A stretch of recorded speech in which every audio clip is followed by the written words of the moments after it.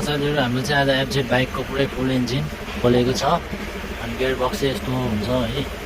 सुन बेसार समादा त अहिले चाहिँ यो न्युट्रलमा छ। यो न्युट्रलमा हुँदा चाहिँ यो घुम्दैन है। अर्को यो भाग यहाँ अगाडि हुनु पऱ्यो। एक दिन लाग्यो न्युट्रलमा आयो, 2 गियर लाग्यो, 3 गियर लाग्यो, 4 5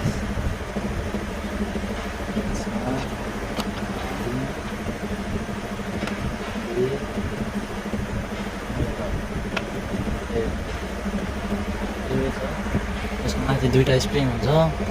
यसको माथि स्प्रिङ यो यहाँ सिलेक्टर यता बसेको छ घाटमा, कहाँनिर बसेको छ यो मलाई यहाँ बसेको छ। सर्टको पालाले बवाल पाराले सब बनाउँछु हामी अनि तपाईँहरूलाई म